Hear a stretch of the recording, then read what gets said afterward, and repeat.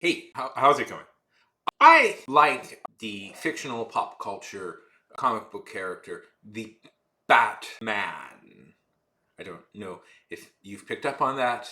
One of my favorites. Obviously, not every story he's in is great, but I think the fact that Batman has so many undeniable classic comic book stories means that he's probably one of the best.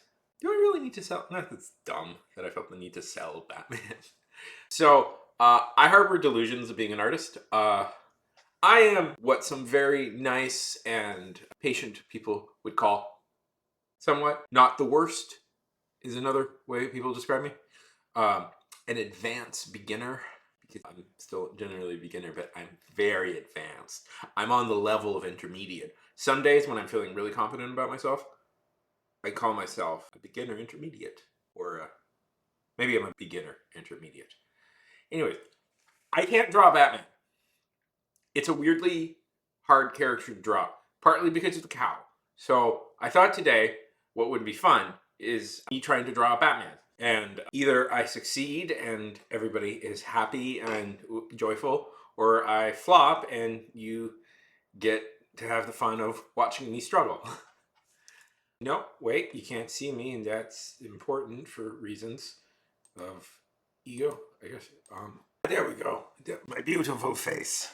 The thing that sells this channel. You guys are lucky. This is a whole new sketchbook that I just picked up. Why did I feel the need to do a voice? I don't know.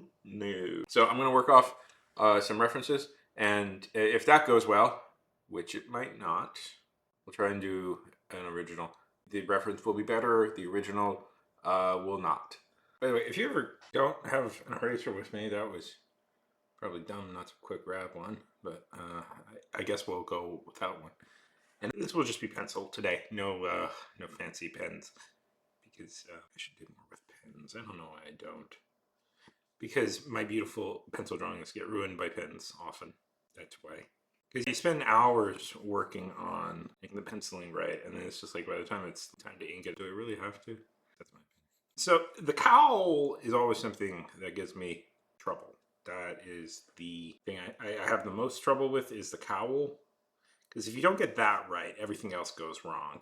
And the eyes, and the face, and the neck, and the body, and then the legs. I have trouble with everything. Everything is a struggle for me. So I'm currently, I guess I'll blow this right now. Why not, for the fun of it? I'm drawing Adam West, who to me is the best Batman. No, he's certainly one of the more fun ones.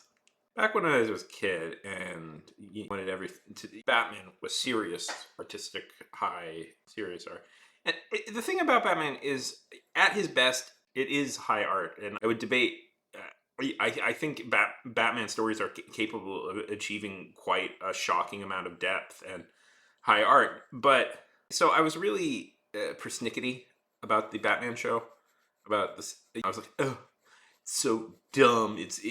Batman is serious. Batman is amazing. It's not a joke, man. And now that I'm older, and I actually sat down and watched it because I was like, oh, I'm never gonna watch that trash. I can't believe they.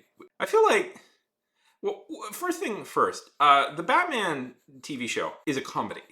It's a straight up comedy. It is a parody of superhero stories, and the inspiration, and it's pretty darn funny. And I think modern people make a mistake with the Batman show. It's like, oh, it's this goofy, so bad it's good thing. I don't know. So bad. I love so bad it's good stuff, but sometimes I think people mistake so bad it's good for intentional comedies. And Batman is very much an intentional comedy. They are very intentionally playing all this stuff for laughs. I don't know. I recently watched the movie Top Secret. Very funny movie. Did a review of it on my YouTube channel. Nobody has watched that review or seems interested. A little bummed by that, but we're going to move on. And it'd be like if somebody said, oh, this is so goofy because it's this spy movie, but they keep doing all these goofy jokes and puns. It's almost like they don't want to take it seriously. And it's like, well, yeah, because it's a parody of spy movies and Elvis movies. And that's kind of how I feel. It's an intentional comedy. And it's like, I don't know. I guess it's hard for... This is an interesting way things change. Watching the show, one, I love the cinematography of the show, and I like 60s filmmaking isn't as acclaimed and loved as 70s filmmaking is, but one thing that's really cool and about 60s filmmaking is like color. Great, the colors were so interesting and vibrant, and that's kind of lost. And the whole I've only seen a couple of episodes, but the famous scene where Batman dances, that's a joke. And the bit is that Batman is the serious guy, but he starts dancing very seriously.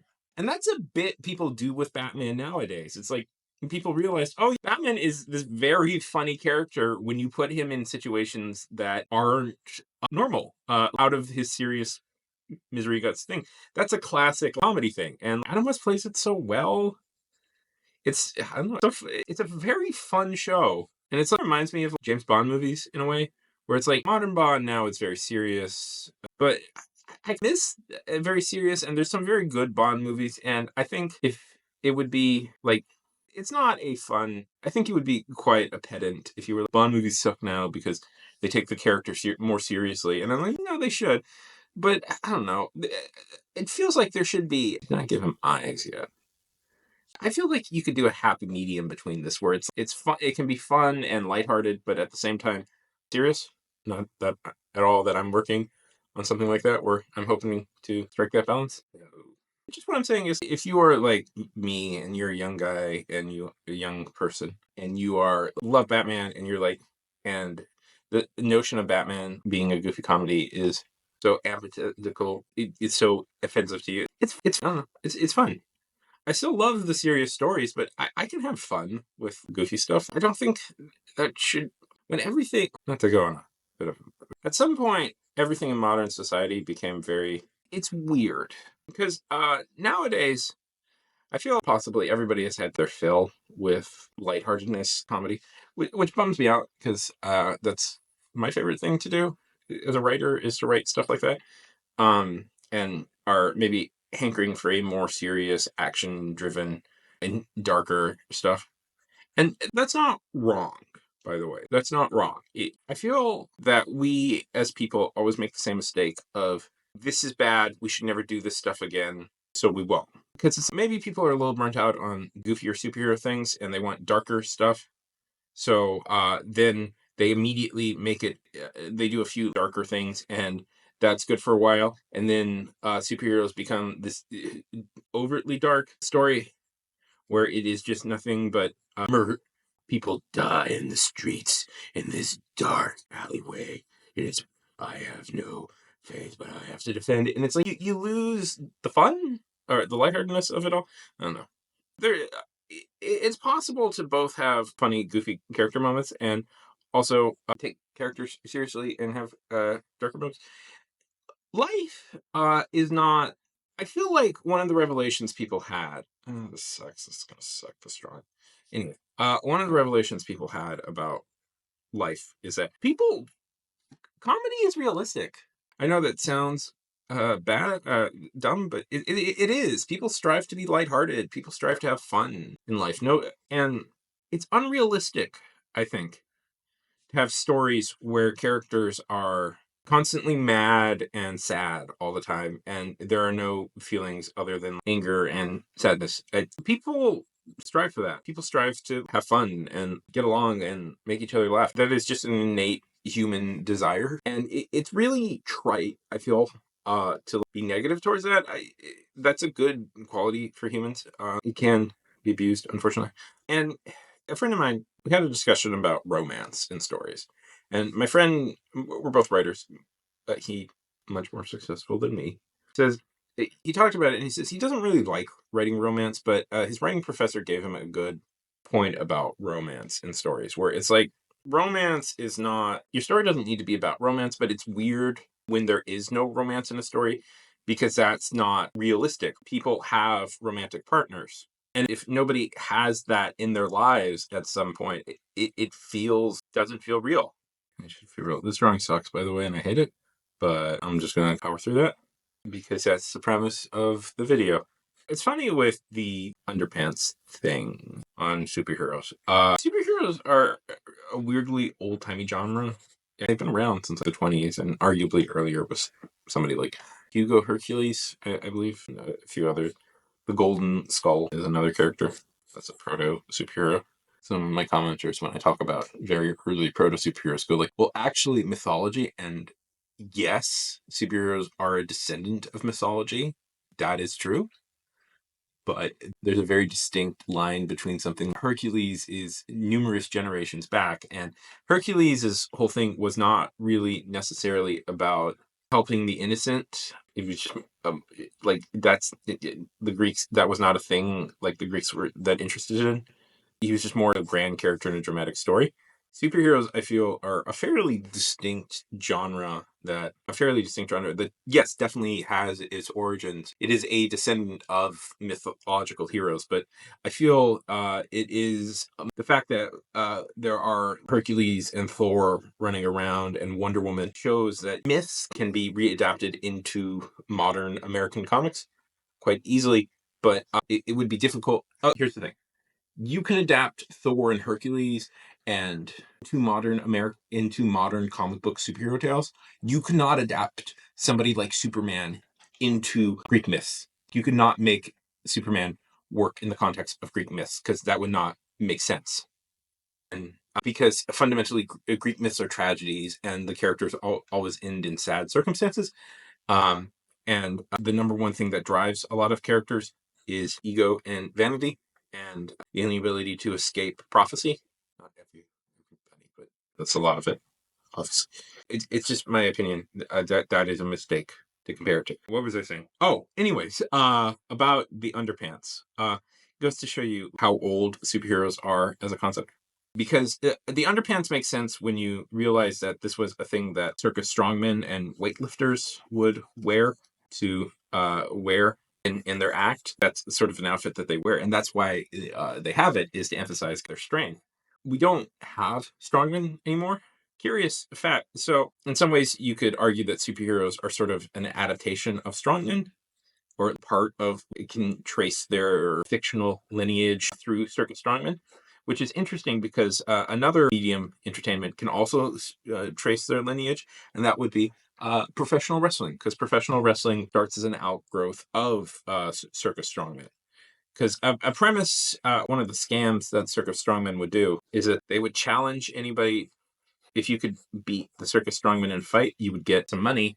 And to make it feel more realistic, what the circus strongman would do is there would be a plant in the audience who would fight the circus strongman, and there would be this elaborate fight that they would convince people, oh, wow, it was really close. So then some sucker audience member would come up and then fight, and then the circus strongman would just do holds on them real quickly and choke them out. That is one of the origins of professional wrestling. There's a few others, but one of the big origins is this act of circus strongman. So in some ways, superheroes and professional wrestling, I called them cousins once. They're cousins of each other.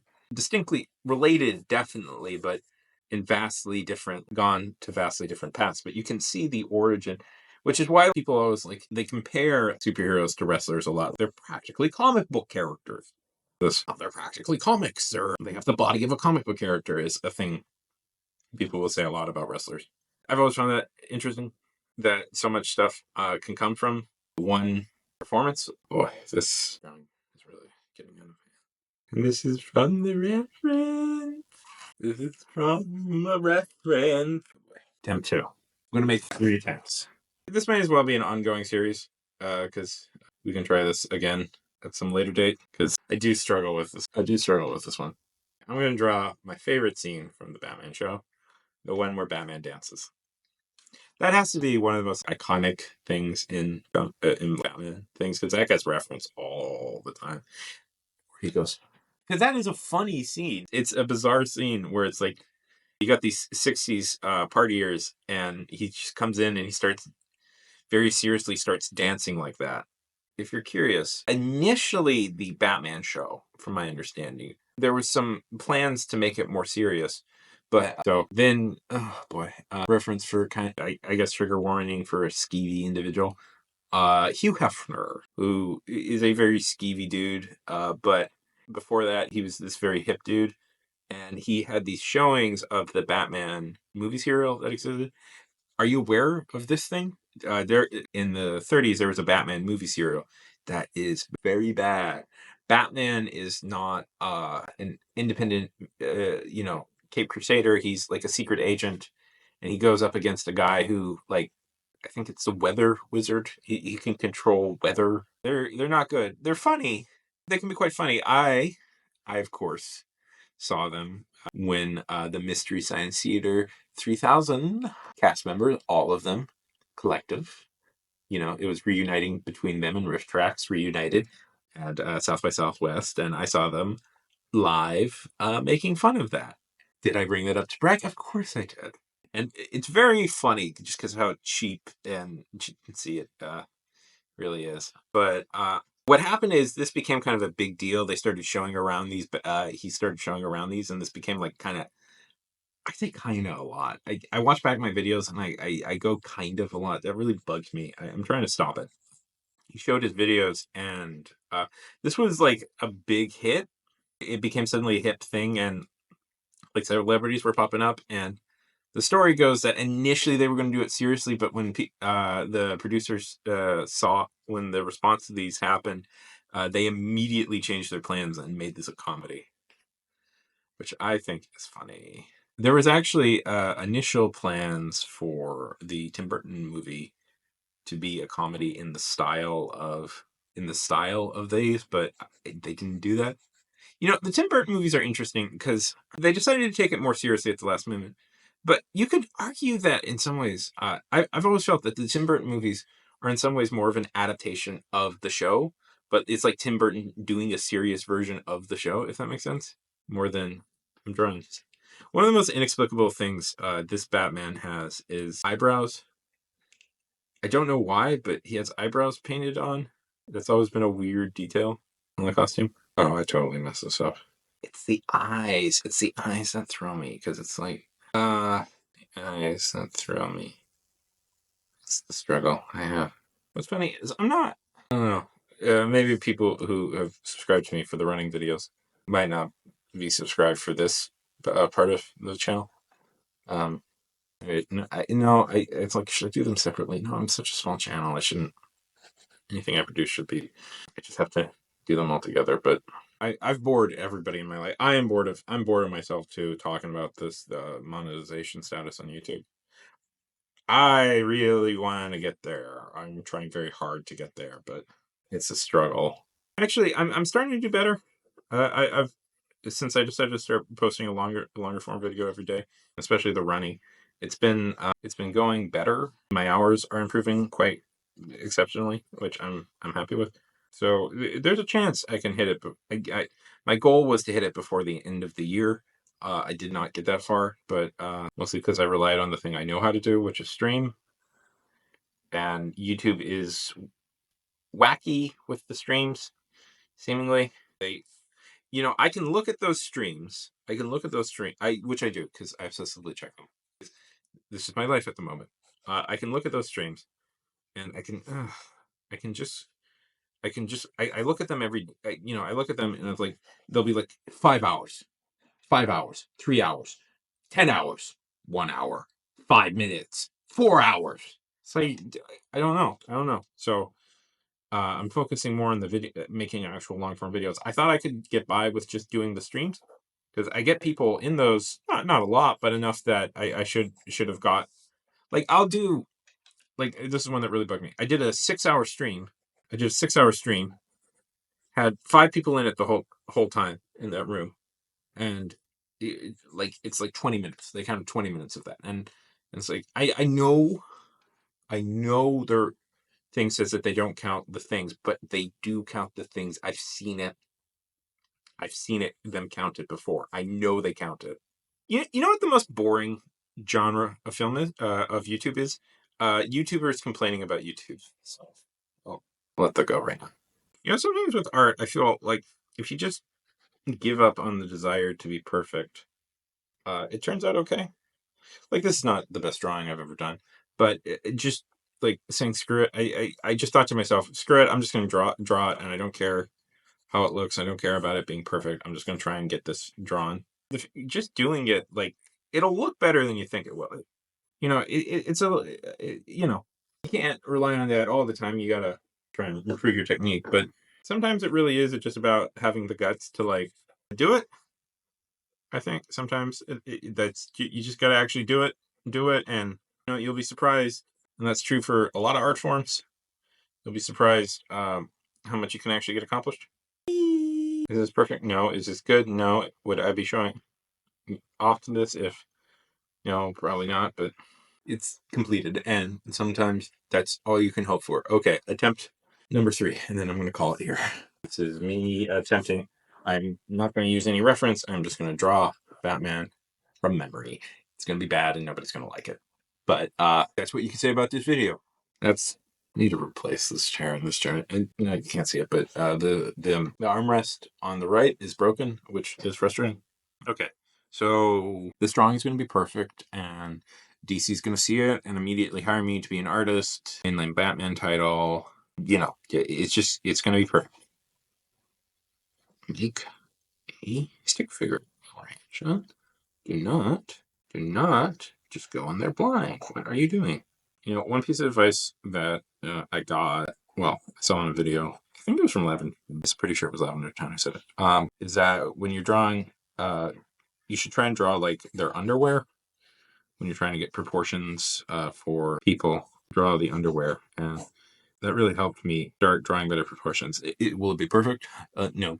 The point of these is sometimes I don't have ideas for content, but the other point of these is to force myself to do harder things than the stuff I just default to try and improve my skills. And I suspect people might be entertained by my desperate struggles to draw something that everybody else can draw perfectly, and everybody's so good at. And it is me, the interloper, who didn't start drawing until I was 26, burging in, going, I get to be part of this too now. I get to be part of this too. Wee! Wee! Trying to fill the noise. These videos are somewhat hard to do just because it's like, nobody's here. Can't rely on other people to provide content for me. Have to do it myself. And I guess by myself, draw a broadly popular character who's been broadly popular since his creation in the 20s. Do you think we'll be able to pull off getting Batman into the public domain? I think that's coming in the decade. The first year of Batman stories has come. It will be public domain soon, in a decade, I believe. Listen, if that happens, I will have Batman hang out with Mickey Mouse, and they'll be best friends, and it'll be a story about Batman and Mickey Mouse teaming up to, I don't know. Oh, they should do that. Oh my God, DC should do that. That would be, now that Mickey is in the public domain. Well, Steamboat Willie, the best version of Mickey, is in the public domain. How much you want to bet? Wait, they could so bring him over. Cartoon Network should have played Steamboat Willie the first day it went in the public domain for the heck of it. Be real pricks about it. Ha ha ha. That would have been funny. I think Adult Swim did do a bit with Mickey Mouse when it went in the public domain. So, hey, remember when Cartoon Network produced cartoons? Wasn't that fun? This is not turning out necessarily terrible. Well, it's not the most incompetent thing. I swear I can draw. I swear to you, I swear that I do have the ability to draw stuff every once in a while that is not the worst. I always feel like, for some reason, Darwin Cook solved the shorts, the pants issue. Whenever he drew Batman or Superman, he always made them like shorts instead. And I always thought that looks good, and I'm surprised nobody else took him up on this idea. But that's Darwin Cook for you. His idea. He was a really good artist. I'm terrible, obviously. It sucks. With these videos, I always feel like I do. These videos are the respite for my worst art. I swear on my channel, if you watch my live streams, you can see me do better art than this. But all 3 of these sucked. I hope that was entertaining, at least, watching me struggle. One of these days on one of these art vlogs, I guess that's what these are, art vlogs. I hope to draw a Batman. Good. DC hire me. Starting asking price $1 million a book.